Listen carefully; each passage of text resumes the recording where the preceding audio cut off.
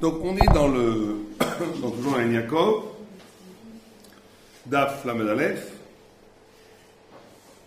et on nous raconte une histoire d'un Lamed Aleph que tout le monde connaît. Je pense que beaucoup de gens connaissent cette histoire, mais on va la raconter jusqu'au bout. Et la Gemara nous dit comme ça, Tanou Rabban, on nous a enseigné Leolam Yadam Anvatam Keilel Ve'ali Kapdan Keshaman. Un homme se doit d'être patient. Anvatam ici c'est Anava. C'est vrai que ça a trait avec l'humilité, mais on parle ici d'une mida de patience, une mida d'être capable de recevoir l'autre. Et de ne pas être kapdan comme Shapai. On va voir. Maaseh bebet bnei Adam. Il y a eu une histoire que deux hommes, Imiruz et Imze, ils ont parié qu'ils allaient réussir 400 zouz. 400 zouz, c'est une somme assez énorme, puisque dans les Ketuvah, vous savez, dans les Ketuvah, on donne, normalement, le Ikar de la Ketuvah, c'est 200 zouz. Et une Ketuvah, c'est de quoi vivre pendant un an. Donc imaginez de quoi vivre un an, je ne sais pas, pour une personne, on va dire $1000 par mois, ça fait $12 000, multiplié par 2, $24 000. C'est comme si on pariait $25 000 aujourd'hui, que je vais réussir à mettre en colère Hillel. Bon, pari stupide. Oto ayom erev Shabbat aya, ce jour-là c'était erev Shabbat. Ve'Hillel chofef et rosho, ve'oler ve'ever al peta beto, ve'amar mikan Hillel, mikan Hillel. Hillel est dans son bain, en train de se préparer pour Shabbat. Et un homme crie, est-ce que Hillel est là? Est-ce que Hillel est là? Il s'habille, Hillel, mais il met son peignoir où il s'habille, il t'atef. Ve'yatzal ikroto va parler, Beni ma ata mevakesh. On voit tout de suite le ton, mon fils, Beni ma ata mevakesh, pas de problème, ouverture. Amar lo she'ela, yesh li lishon, j'ai une she'ela. Amar lo shal, Beni sha'al, tout le monde intéressé. Il ne montre pas d'agacement. Mipnema roshe'em shel bablim, c'est galgoulot. Pourquoi est-ce que les têtes des Babyloniens sont rondes? Donc il veut l'énerver. Il veut le rénerver. Et lui, au lieu de s'énerver, il lui dit Amarle Beni Shel Agdola Shalta. Tu as demandé une grande question. Ibn Shel Lahem Chiout Pikrot. Alors ils disent parce qu'ils n'ont pas des accoucheuses qui savent y faire. Bon, on va voir. Alors, il a attendu 1 heure. Chazar ve'amar, Mikanilel, Makanilel, où il est. Même histoire, il sort du bain. Il lui dit, qu'est-ce que tu veux? Même réponse, j'ai une she'ela, pose la she'ela à mon fils. Amar le béni, et il lui pose une question, Mipnema, Eneem shel Tarmudim, tortot. Pourquoi est-ce que les gens de l'Est, les Chinois ou les Asiatiques, ont les yeux bridés? Et il lui répond, c'est une très bonne question, grande question que tu as posée. Mipne shedarim bnei cholo, parce qu'ils vivent dans le sable, et donc ils sont obligés de fermer les yeux pour ne pas avoir du sable dans les yeux. C'est vrai? On va voir. Alors, Vimtim Sha'echat, Raza, il lui dit pourquoi est-ce qu'ils ont des grands pieds, pourquoi les Africains ont des grands pieds. Et il leur dit parce qu'ils ont des marécages, ils sont obligés d'avoir des pieds comme des palmes pour pouvoir se promener dans les marécages. À la fin, il lui dit comment tu t'appelles? C'est toi qui t'appelles Hillel? Il dit qu'il n'y a pas beaucoup d'Hillel comme toi dans le monde. Il dit pourquoi? Il lui dit parce que tu m'as fait perdre 400 zouz. Et il lui dit il vaut mieux que tu perdes 400 zouz et qu'Hillel ne s'énerve jamais. Bon, on va continuer après avec les 3 convertis. Vous connaissez l'histoire de 3 convertis. Et donc on va essayer de comprendre. La première chose qui est intéressante de constater dans ce texte, c'est que les réponses qu'il donne. Alors d'abord, il donne une réponse. Il aurait pu sans s'énerver lui dire écoute mon petit, j'ai pas le temps, va-t'en, sans s'énerver. Il dit j'ai pas le temps pour vos jeux. Imagine le Gadolador, il étudie j'ai pas le temps pour vos jeux, va-t'en. Non. Il lui répond. Il rentre dans son jeu. Pourquoi est-ce qu'il rentre dans son jeu? Ça, c'est la première chose. Deuxième question, c'est pourquoi est-ce qu'il ne donne pas une réponse de Torah? On va remarquer que les 3 réponses qu'il lui donne, c'est une réponse naturaliste, presque de la théorie de l'évolution. Il dit pourquoi est-ce que l'homme a les yeux bridés? Parce qu'il est obligé, avec l'évolution, de s'adapter à son milieu naturel, de se protéger du sable. Pourquoi est-ce qu'il a les pieds plats? Parce qu'ils ont des marécages, donc il est obligé d'avoir des pieds plats. C'est une vision naturaliste. Jamais la Torah ne parle comme ça. Et ces 2 questions, c'est à première vue contradictoires. Alors là, Yaakov dit une chose extraordinaire. Il dit, de là on apprend 2 principes. Un principe, qu'il ne faut jamais décourager la question de quelqu'un. Même si quelqu'un vous pose une question complètement idiote, ça arrive. Et même si des fois la raison de la question Vous savez que c'est très important quand quelqu'un vous pose une question, de comprendre le pourquoi de la question. Il y a des gens, ils posent des questions, ils s'en fichent complètement de la réponse. Ce qui les intéresse, c'est la question. Ça veut dire ils ont une revendication qu'ils n'osent pas formuler. Donc, quelle est la racine de la question? Pourquoi tu poses cette question en vérité? Est-ce que vraiment tu veux savoir? Ou tu veux attaquer? Ou tu veux en vérité juste avoir un rapport avec l'arabe, etc., etc. Donc, c'est très important de comprendre la racine de la question. Et donc, il dit, le Yaakov, la chose suivante. Il dit, de là, on apprend un grand principe. Qu'il ne faut jamais décourager une question. Parce que la question, le questionnement, même si c'est complètement idiot, c'est quelque chose de merveilleux. Le fait même de questionner est essentiel. Vous remarquerez autour de vous, enfin j'espère que vous ne le remarquerez pas trop, mais vous voyez que les gens idiots, ils ne se posent jamais de questions. Les gens idiots ne sont pas intéressés par les questions. Ils n'ont pas envie d'être embêtés. Ils ont envie de vivre dans leur idiotie. Ils ont chacun son truc. L'autre les balles, les voitures, l'autre la mode, l'autre le maquillage, l'autre j'en sais rien. Ils ont un truc, ils ont 4 trucs dans la tête. Vous leur posez des questions, ils s'en fichent complètement des questions. Pourquoi? Parce qu'ils sont déjà morts. Ils sont déjà dans une toute petite boîte, de rien du tout, et c'est leur vie. Vous comprenez? Quelqu'un qui pose des questions, c'est quelqu'un qui a envie de grandir. C'est quelqu'un qui a envie de se dépasser, qui de devenir autre chose que ce qu'il est. Ça, c'est quelqu'un de vivant. Donc la question, le questionnement, s'interroger, s'intéresser, c'est la chose la plus importante peut-être. La plus importante. Et malheureusement, même dans le monde de la Torah, vous avez des gens qui n'ont plus du tout envie d'apprendre, plus envie de grandir. Ils ont 2 ou 3 dogmes dans la tête. Oui, monte Machiarno, finito. Il n'y a plus rien d'autre. Ils ont 2 ou 3 dogmes dans la tête, et ils croient en plus qu'ils sont plus fonds que les autres. C'est ça le pire. C'est anti-Torah. Il n'y a pas plus anti-Torah que ça. Ne pas avancer, ne pas réfléchir, ne pas grandir, ne pas étudier. Le Bitul Torah, c'est la plus grande avéra. Pourquoi le Bitul Torah, c'est la plus grande avéra? Parce que justement, quand tu n'étudies pas la Torah, tu es condamné à la mort. Tu es condamné à la stagnation. Tu es condamné à l'opinion. Tu es condamné à avoir que des opinions comme des goïms. Et quand en plus ces opinions, elles se partent de la vérité absolue, et on pense que ça suffit, c'est le pire des Chilul Hashem. Donc il faut être... Donc dès qu'il y a question, dès qu'il y a manifestation de Sheila, pour ça aussi les enfants, c'est très important de soutenir la question des enfants. Moi je connais un ami qui est devenu Chiloni, il a posé une question à son père a donné une claque. Vous savez, la vieille génération, ils ne sont pas méchants, c'est pas leur faute. Le père n'a pas de réponse, ça l'énerve tellement de ne pas avoir de réponse, il donne une claque. C'est affreux, mais c'est comme ça.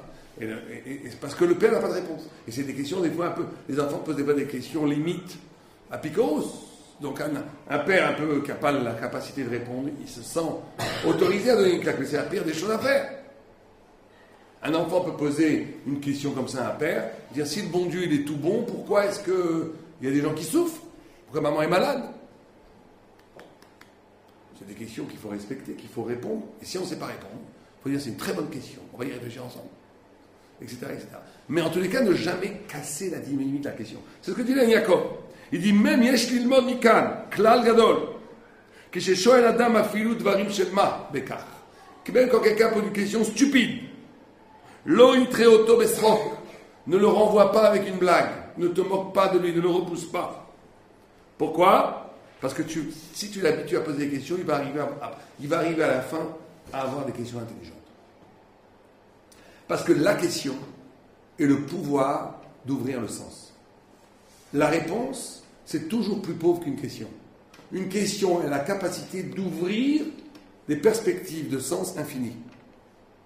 Vous savez qu'une vraie question, là on parle d'une vraie question, pas d'une question comme ça, une vraie question, elle n'a jamais de réponse. Elle ouvre des milliers de réponses, mais si c'est une vraie question, elle est éternelle. Parce que la question, quelque part, elle est plus forte que la réponse. Elle ouvre une perspective de signification plus forte que toute réponse. Elle ouvre l'infini. Vous savez que, comment on dit l'intelligence en hébreu? Chokhma, c'est l'anagramme de Koachma. Koachma. L'étonnement. Koachma, le pouvoir de s'étonner. Le pouvoir de questionner est à la base de toute naissance de l'intelligence. Et donc il y a des gens qui sont idiots, pas du tout parce qu'ils sont idiots, ils ont un très bon cerveau, mais parce que psychologiquement ils sont intéressés par rien, donc ils deviennent idiots. Vous comprenez? Il y a des gens qui ont un coefficient intellectuel très haut, mais ils sont complètement idiots, parce qu'ils ne s'intéressent à rien. Donc ils ne cautionnent rien, donc ils restent avec 2 ou 3 idées dans la tête, et à la vague ils en ont même une ou deux, ça fait qu'ils ont 100 idées dans la tête, et il n'y a plus rien. Pas parce qu'ils sont bêtes, ils ne sont pas du tout bêtes. mais il ne se questionne pas, il ne se pose pas de questions. La question, c'est la clé intelligente. Et il faut, alors c'est ça que nous dit l'Ain Yaakov. Il nous dit, il faut donc toujours se métier à une question. Maintenant, si la motivation de la question n'est pas cachère, il voulait l'embêter, il voulait l'énerver, il voulait juste l'énerver.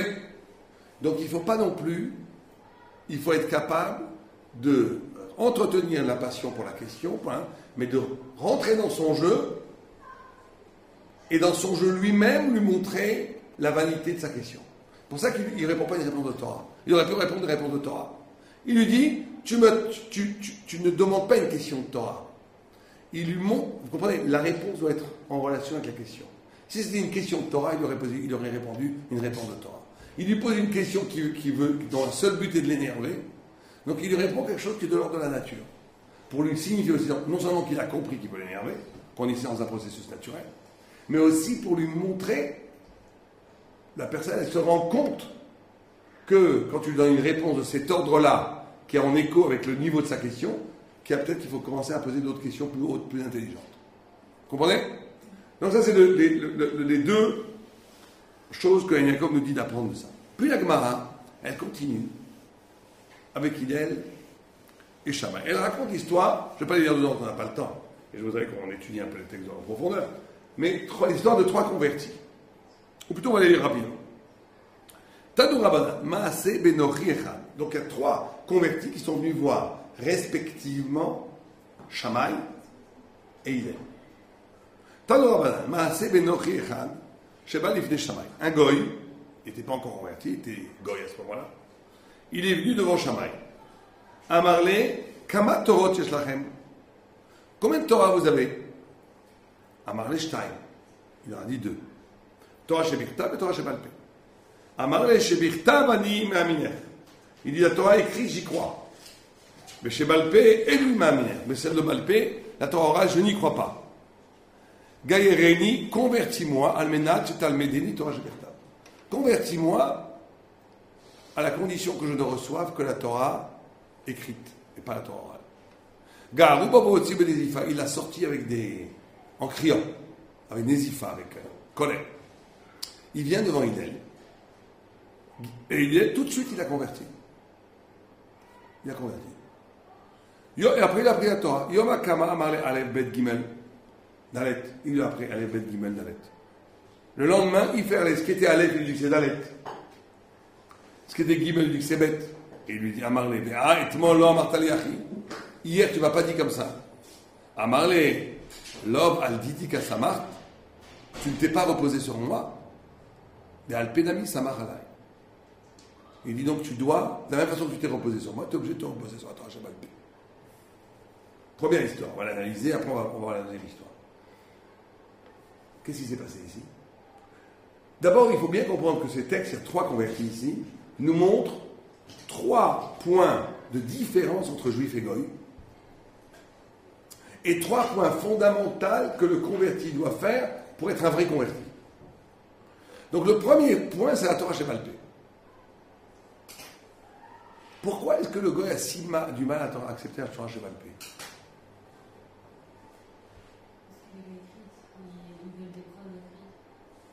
Mais la Torah aussi écrite, c'est pas une preuve. Qui dit que la Torah a peut-être été écrite par un homme? Le Chaz V'Shalom, il y a 2000 ans. D'où pourquoi le goy, la Torah Shebichtav, oui. Torah Shebalpeh, et on voit ça très souvent chez les gens d'ailleurs. La Torah Shebichtav, oui. La Torah Shebalpeh, non. Pourquoi? Parce que là, il faut bien comprendre ça, c'est vraiment des principes fondateurs. C'est que, pourquoi est-ce qu'on a deux Torahs? Torah Shebichtav, Torah Shebalpeh. On pourrait avoir une Torah, ça sera tout aussi bien. C'est parce que la vérité elle-même, c'est quelque chose qui est constitutif de la vérité elle-même. La vérité elle-même est constituée par l'essence de la vérité et le rapport à l'essence de la vérité. On va prendre 2 minutes pour expliquer ça. Il y a la vérité et il y a le rapport vrai à la vérité. Il y a la vérité et un rapport faux à la vérité. Il y a le mensonge et un rapport vrai au mensonge et un mensonge et un rapport faux au mensonge. Je vous donne des exemples.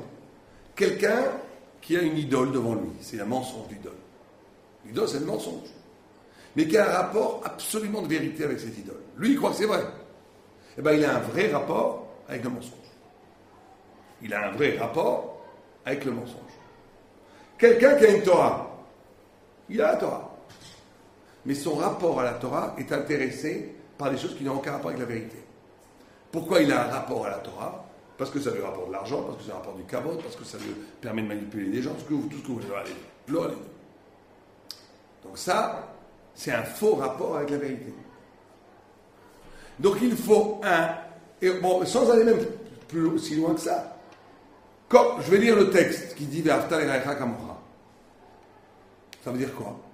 Je peux interpréter le texte en me trompant. Par il y a écrit Lo tevashel bdi bechalev imo. Tu ne cuiras pas le lait le veau dans le lait de sa mère. Tu pourrais, si tu as un rapport faux avec le texte est vrai, ça veut dire que c'est que le veau de la mère. Le problème, c'est le pshat. Mais il y a un vrai rapport au pshat qui est l'initiation qui te dit comment tu dois lire le texte. C'est toutes les viandes bovines ou ovines avec le lait sont interdites de la même façon. Qui c'est qui va t'apprendre ce vrai rapport au texte? C'est la Torah chez Berta, le chez Malpé. Donc on a deux choses. Et la vérité, en essence, elle est composée comme ça. Elle est composée d'une face où il y a une part de révélation de Dieu et une part, comment moi je reçois de façon vraie cette révélation de Dieu. Et c'est toujours comme ça la vérité. Et malheureusement, il y a des gens qui peuvent tomber dans le piège recevoir la vérité, mais avoir un faux rapport à la vérité. Et puis, et des fois de façon plus pathétique, on peut avoir un vrai rapport avec quelque chose qui est complètement mensonger. Regardez les pauvres juifs communistes pendant les bolcheviks et tout, c'était les premiers à devoir donner sa vie pour la révolution. C'est eux qui ont été massacrés par les goïms, tués, mis en prison, goulag, antisémitisme. Mais eux, ils étaient complètement émettent dans leur rapport aux communistes. Mais c'était un mensonge, ils avaient un rapport émettre avec le mensonge, etc., etc. Donc la vérité, quand on travaille sa relation à la vérité, il faut être capable de recevoir d'abord la révélation qui est la vérité en soi, et établir une vraie relation avec la révélation. C'est pour ça qu'il y a deux Torah. Torah chez Birtav, Torah chez Balpé. Torah chez Birtav, c'est la vérité en soi donnée par Dieu. La Torah chez Balpé, c'est comment le peuple juif, dans son intrigue de vérité, reçoit la vérité. Maintenant, pourquoi ça pose problème pour le goy, pour le converti? Parce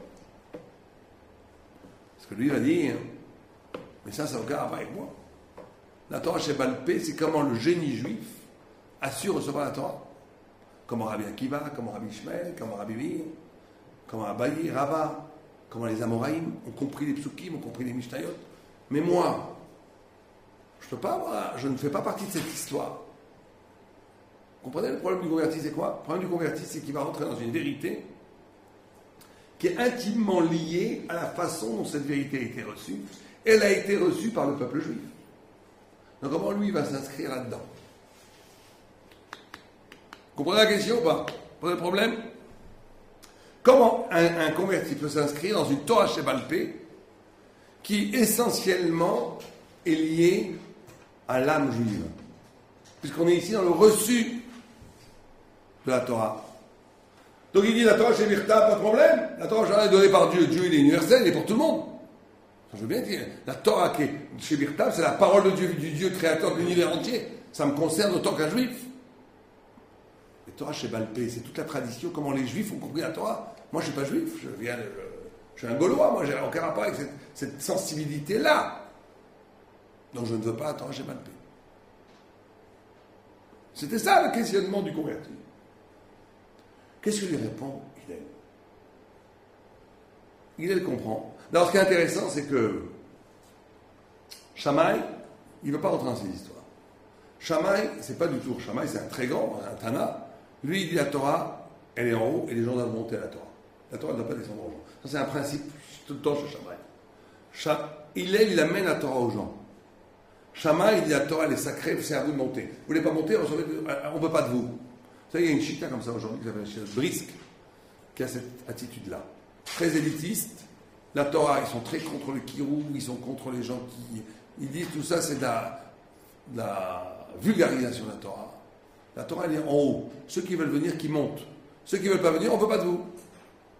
c'est un côté problématique, parce que tu laisses une partie du peuple d'Israël à côté de la plaque, et de l'autre côté, ça préserve la hauteur de la Torah.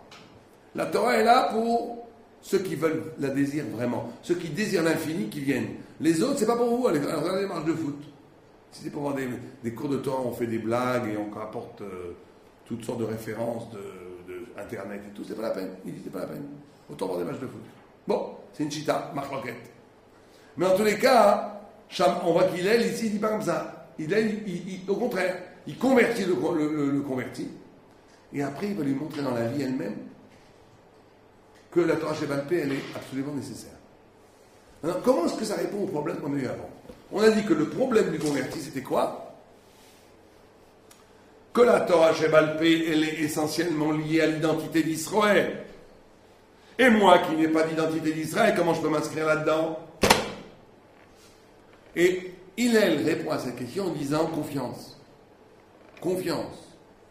Aleph, Bet, Gimel, c'est moi qui te l'enseigne. Aujourd'hui, je te dis que le Gimel est bête. Donc tu vois bien que tu es obligé d'avoir confiance.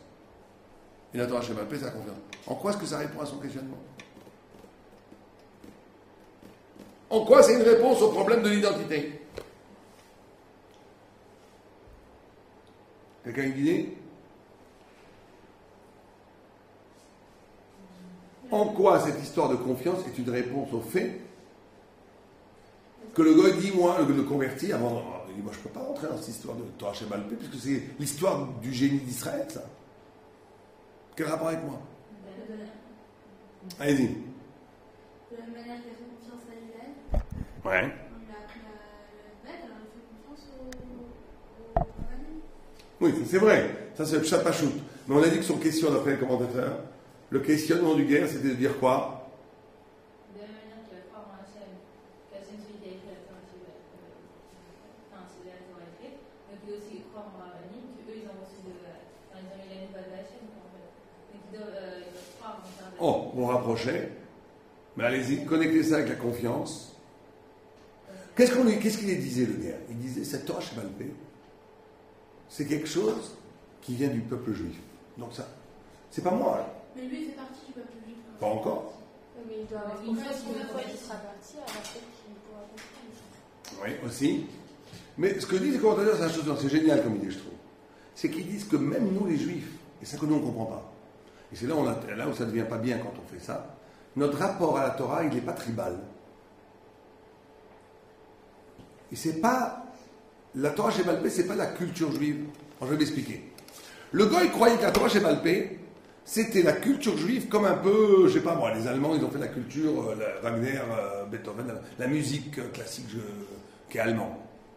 Le génie allemand, c'est la musique classique et la philosophie, entre le 18e et 19e siècle, et le génie juif, c'est la Torah Sheba'al Peh. Donc il dit, moi, c'est comme si on vous demandait, le génie africain, c'est de danser, on vous dit, maintenant, vous devenez africain, vous n'allez pas y arriver. Vous allez peut-être imiter, mais vous n'allez pas y arriver, c'est pas votre truc. Qu'est-ce qu'il lui répond? Il lui dit, non, mais tout juif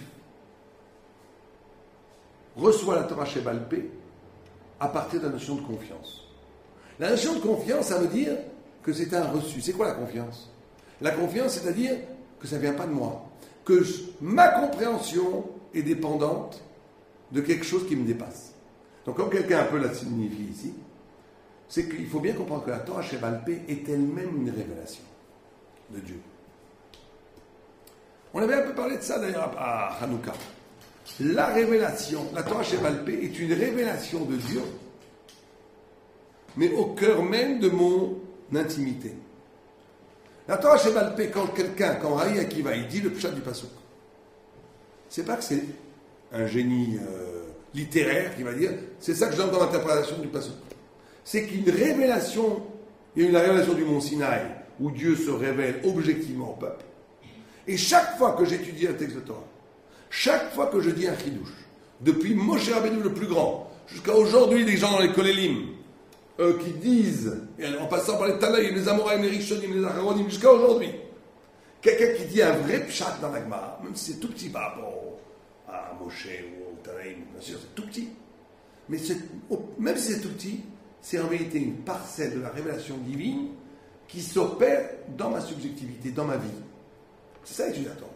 Étudier la Torah, c'est qu'à un moment donné que moi, je suis un Kéli pour être le dépositaire d'une révélation. Mais ça vient de Dieu. Et ça, c'est la confiance. C'est ça qu'il lui dit. De toute façon, le peuple juif lui-même n'est pas... Ça, la Emouna, toute la Torah, toute sa compréhension est une compréhension qui est d'ordre de la divinité.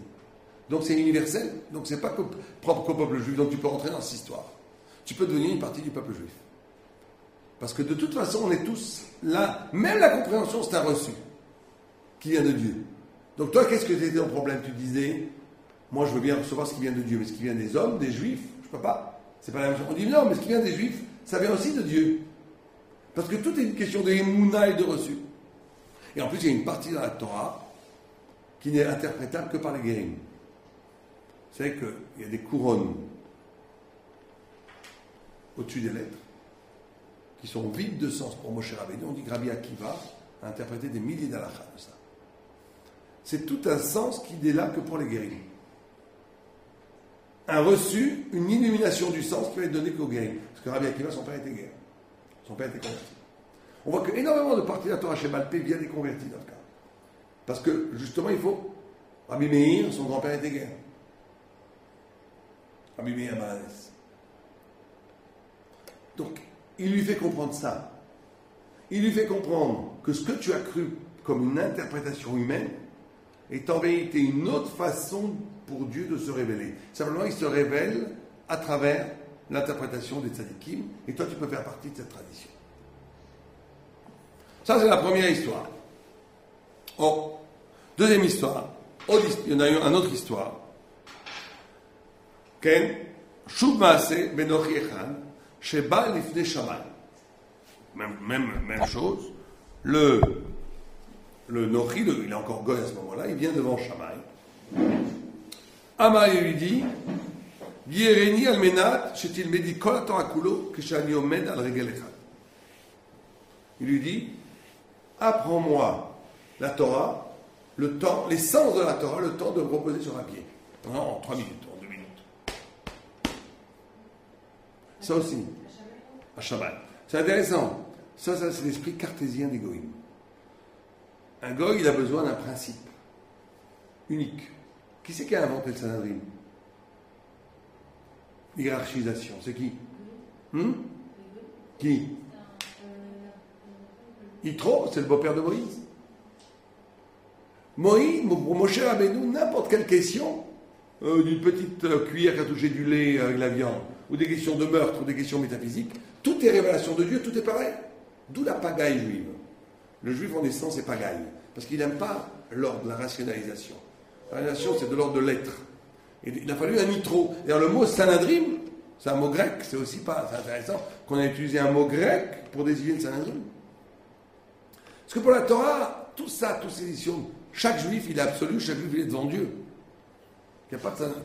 Mais il a fallu, il faut un Sanhedrin, il faut une hiérarchisation, il faut de l'ordre, il faut une organisation. Donc ici, le non-juif dit, moi j'ai besoin de savoir quelle est la base de toute la Torah. Et Shammai prend une amat abinyan, une règle de mesure, et le Marsha dit, pourquoi il prend une règle de mesure? C'est pour lui signifier que toi tu veux mesurer la Torah est immesurable. Toi tu veux réduire la Torah à un principe, la Torah elle a des milliards de facettes, et chacun est aussi important l'un que l'autre, et il le frappe avec il dit va-t'en ici. Et donc, il a la bonne idée d'aller voir Hillel. Et Hillel lui dit, Balivne Hillel, hier, même story. Aujourd'hui, on ne fait jamais ça. Il a converti. Aujourd'hui, quelqu'un qui dirait ça, je ne convertirais pas. Hillel, il convertit tout de suite. Mais il a assez confiance en son pouvoir pédagogique pour savoir qu'il va l'amener. Bon, et sûrement qu'Hillel savait voir les âmes. Donc il a vu que cette âme, c'était une bonne âme.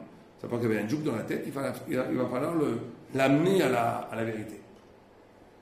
Donc il le convertit tout de suite. Et à Marley, il lui dit, je vais te donner le principe fondamental de la Torah. Il lui dit, Zoï kol Torah kula. Veidar pirusho ou zil gmir. Zil gmor.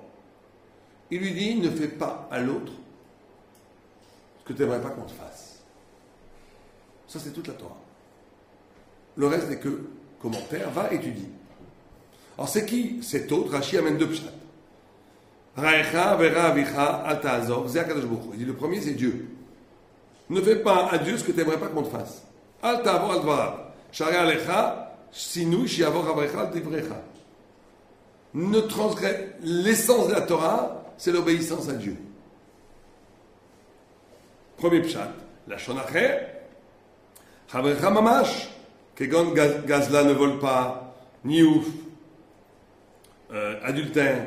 Véro la mitzvot. Ne fais pas à l'autre ce que tu n'aimerais pas qu'on te fasse. Alors là, ici, il faut comprendre deux ou trois choses. D'abord, il faut comprendre pourquoi est-ce que il a dit en négatif. Pourquoi il n'a pas dit l'essence de la Torah, c'est aime ton prochain comme toi-même. Pourquoi il a dit en négatif? Ne fais pas à l'autre ce que tu n'aimerais pas qu'on te fasse.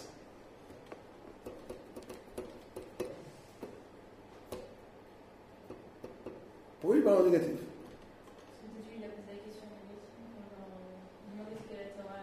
Non, il a dit donne-moi un socle qui soutient toute la Torah. Il dit va aftera et rachakamocha, c'est clair dans le bâton.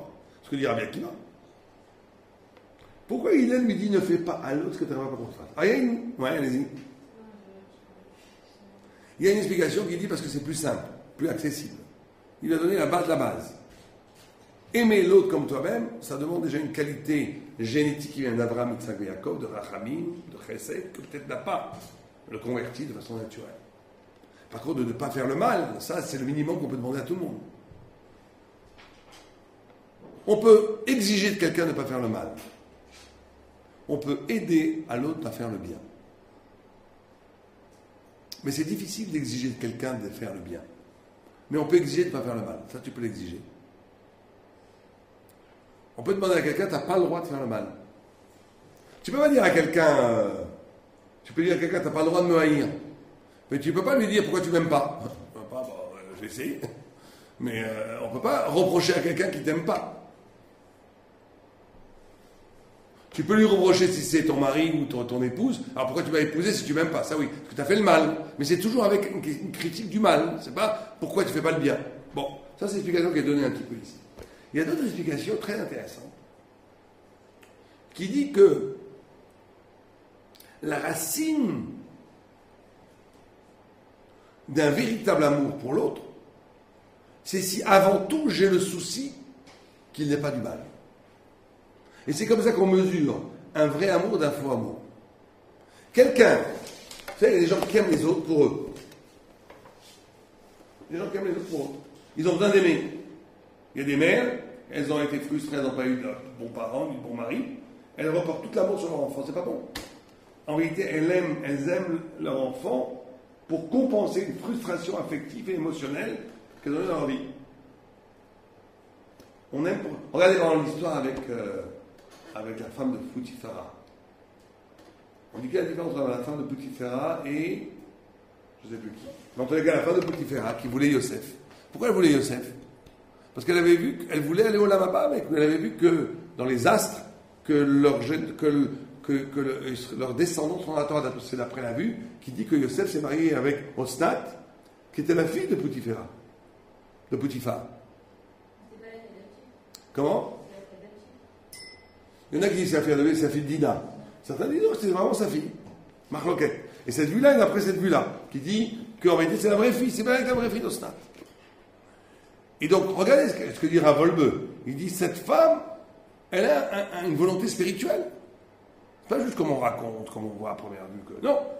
Elle sent que cette âme-là, c'est une âme qui est liée à l'essentiel de son futur absolu.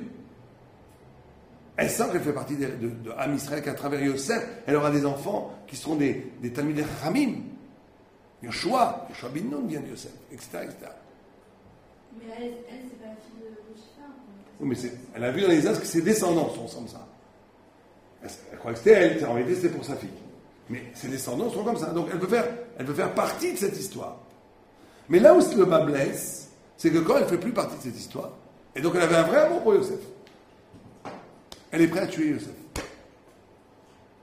Un amour où tu es prêt à tuer celui qui ne t'a pas contenté de l'amour, c'est pas de l'amour. Quand tu es prêt à faire du mal à l'autre parce qu'il ne te donne pas l'amour que tu revendiques, c'est pas de l'amour. Et donc on te dit, la base même de la Hava, de la vraie Hava, c'est le souci que l'autre n'ait pas du mal. C'est pour ça qu'il commence par le négatif. Le souci premier, regardez par exemple, on ne va pas rentrer dans les grandes considérations, ce n'est pas notre propos politique, mais toutes les grandes théories de l'amour universel, chez les goïms, ça a amené à quoi? Regardez historiquement, ça a toujours amené à des immenses meurtres.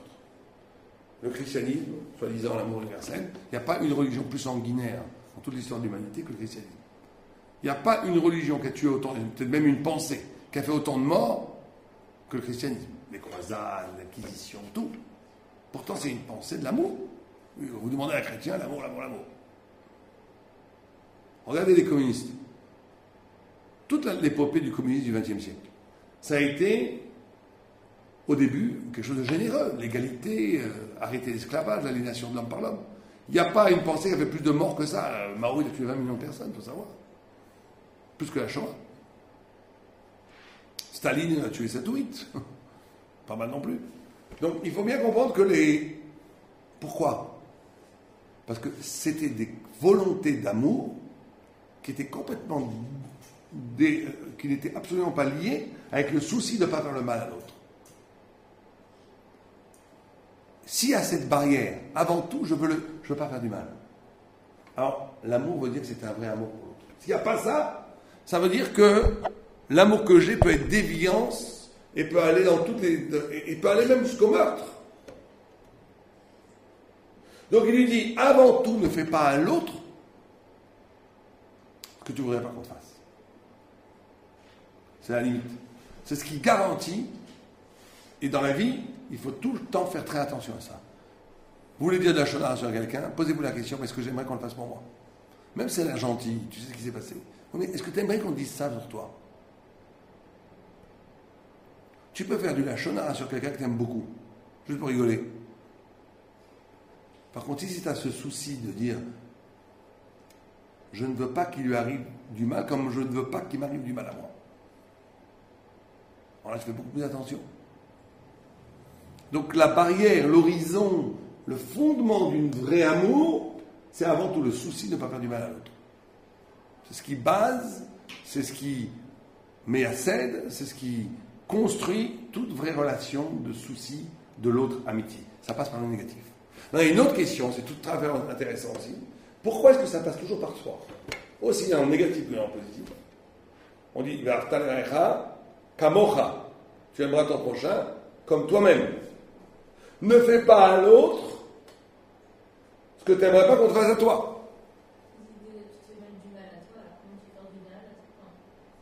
Ouais, bon, ça c'est vrai. Vous voulez dire, si on ne s'aime pas, on ne peut pas aimer les autres. Ça c'est vrai.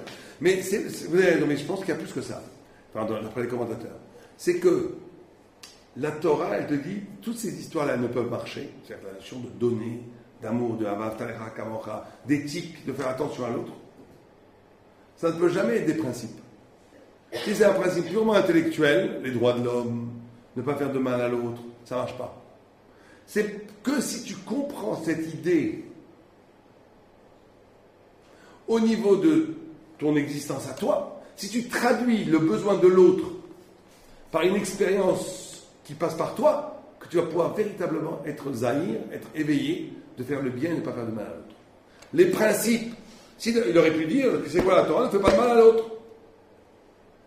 Mais ça aurait été un principe intellectuel qui n'est pas lié à l'existence existentielle de la personne. En d'autres termes, on nous apprend qu'on ne peut pas intégrer un principe intellectuel de Moussa si on ne le vit pas dans sa chair. Si ce n'est pas vrai pour moi. Si avant tout ce n'est pas vrai pour moi. Ce n'est que parce que c'est vrai pour moi et que je l'expérimente dans moi que je peux véritablement le projeter sur l'autre. Sinon c'est impossible. Et le troisième, on va raccourcir, on n'a pas le temps, mais le troisième il dit, je voudrais bien me convertir si je deviens Kohen Gadol. J'ai vu que le Kohen Gadol avait de très jolis vêtements. Je veux bien me convertir si je deviens Kohen Gadol. Là encore une fois, Shammai lui prend la... Boum boum, il va voir Hillel, et Hillel lui dit, ah, intéressant, pas bête. Et il lui convertit, je ne sais pas s'il le convertit là, mais il le convertit là tout de suite aussi. Ouais, tout de suite il le convertit. Il le convertit. Il n'y a pas de problème. Pas de problème. Un gars ne peut jamais devenir Kohen Gadol. Un Israël ne peut pas devenir Kohen Gadol. Le seul qui peut devenir Kohen Gadol, c'est un Kohen. Celui qui est né de la tribu de Lévi. Il a converti tout de suite. Encore une fois, il est sommaire sur son pouvoir pédagogique. Il lui dit, va lire ce passage dans la Torah. Et là, il est écrit, Velezar Akarov Yumat, que si un étranger arrive dans la Machane Ashrina, il doit mourir. C'est quelqu'un qui rentre dans le temple, c'est aujourd'hui même, on parle d'après le Rambam en tous les cas, Chayav Karet, Chayav Mita, Miyad Shamayim. On n'a pas le droit de rentrer dans le temple. Amalé Mikreze Almi Medaber, Almi Nehemar. Il dit, bien, de qui on parle ici? Il lui a dit, Afilou al David Ameler, Afilou al David Meler Israël. Même David Meler Israël, s'il rentre là où le Kohen Gadol rentre, on le tue. Nasa Oto Ger Kalvechomer, Ouma Israël, si déjà les Juifs, qui s'appellent les Banim, qui s'appellent les enfants de Dieu, et Dieu les aime, s'ils rentrent là-bas, on les tue, ils s'appellent Zar. Kalvechomer, moi, qui vient d'un peuple étranger. Et donc il a renoncé à ça. Qu'est-ce qui s'est passé là encore? Il s'est passé que un autre, le troisième problème du converti, c'est la notion de kavod. Où est-ce que je suis dans ce peuple? J'ai pas ma place. J'ai pas le droit, etc. Je suis moins. On lui dit, pas du tout. Il faut lui enseigner ça avec la finesse de Hillel. De dire que toutes ces notions de catégorisation, c'est pas les casques, les nous, comme chez les hindous, les brahmanes, les intouchables et tout ça. C'est même David Ameler, qui est le frère de Israël, qui est l'aimé de Dieu, qui est Malchut, qui est le Mashiach, même lui, il ne peut pas rentrer dans un Kohen Gadol qui est peut-être infiniment moins sadique que David Ameler, a le droit de rentrer. Donc on lui fait comprendre par là qu'au cœur même d'Israël, il y a des différences essentielles où chacun est à sa place. Et le guerre a sa place, et le juif a sa place, et le lévi a sa place, et le Kohen a sa place, et la Shrina est à l'intérieur de chacun à sa place. Et tout ça fait une harmonie absolument parfaite qui s'appelle Merkava d'Hachem, le trône de Dieu. Et donc, il faut encore une fois déplacer, dès qu'il y a des problèmes de kavod, des problèmes de où est-ce que je suis, des problèmes, quelle est ma place, etc. Il faut toujours traduire cela par des notions qui englobent la totalité. Il n'y a pas une place qui est moins que l'autre. Chaque chose est à sa place. Et le début de l'intelligence et le début du bonheur dans la vie, c'est de comprendre quelle est ma place. Dès que quelqu'un rêve de ce qu'il n'est pas, il va passer des vies à se battre contre des moulins et à perdre son temps et à être malheureux.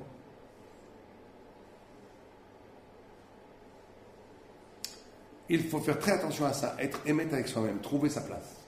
Et c'est l'enseignement cardinal pour recevoir la Torah, parce que ces trois façons de conversion, ça nous parle à nous aussi. Ça parle aussi à trois choses pour arriver à véritablement être un vrai juif. La première chose qui est de cette notion de confiance, cette notion de relier son expérience intime, cette notion de ce que je pense, ce que je comprends de la Torah, de le traduire en termes de Gdusha, c'est pas moi, de sortir de sa boîte. Dès que je comprends quelque chose de la Torah, dès que je fais une mitzvah, dès que je fais une prière, c'est moi bien sûr, mais ce moi, c'est quelque chose de plus grand que moi. C'est quelque chose qui est de l'ordre de la révélation divine. Dieu est apparu à ce moment-là. Traduire sa vie comme ça, c'est ça être juif. C'est le premier niveau. On lui dit, Torah Shabbat. Deuxième niveau, être juif, c'est de considérer tout le temps, d'aimer de cette façon-là, d'aimer avec en amont de l'amour, le souci de faire du bien à l'autre. Au point, des fois, on est obligé de renoncer à celui qui aime vraiment, c'est celui qui est capable de dire, si mon amour n'est pas bon pour toi, je ne veux pas t'aimer. Ça, c'est la vraie preuve d'amour. C'est quelqu'un qui dit, cette ahava, elle n'est pas bonne pour toi, non, je me retire. Ça, on comprend que là, c'est le summum de l'amour. C'est pas que du négatif. Alors, ça, ça est juif. Parce que ça, c'est lié à la notion la structure du psyché juif. Le psyché juif, il est lié à Dieu. Donc, il peut se détacher de lui-même. Et donc, il peut être sensible aux besoins de l'autre, comme si c'était lui-même. Et le troisième, l'histoire de kavod, l'histoire de positionnement, où je me définis, et je suis défini toujours par par une totalité qui est la construction même de l'identité d'Israël. Je suis une partie de cette identité. Et chacun a sa place. À la fin, pour conclure, les Yamim, Nizdavgu, Shloshtam, les Makom Echad. Un jour, ces trois convertis se sont rencontrés. Amrou, ils ont dit, Kabdanuto Shel Shamay, Bikshal et Tardunenu. Il dit, heureusement qu'on a la Makpid de Shamay a failli nous enterrer vivants, nous arracher du monde. Et la Avnutaot Shel Hillel, Kirbenu Tarat Kadfra Shchina, alors que la patience, la Savlanut, l'humilité de Hillel Azaken, nous a permis d'aller sous les ailes de la Shrina. Donc on apprend pour nous, en tous les cas, la Shita qui a été reçue pour nous, c'est qu'on est beaucoup plus dans une économie de Hillel. Certaines personnes, il y a toujours eu dans l'histoire des rabbinim d'Israël, majorité comme Hillel, une minorité comme Shammai, qui est aussi indispensable, parce qu'elle montre l'horizon du non-compromission. Il y a des choses, Adkan. Il faut aussi avoir il faut aussi avoir cette exigence et cette rigueur de Shammai, mais il faut, bien entendu, majoritairement qu'il y ait Hillel.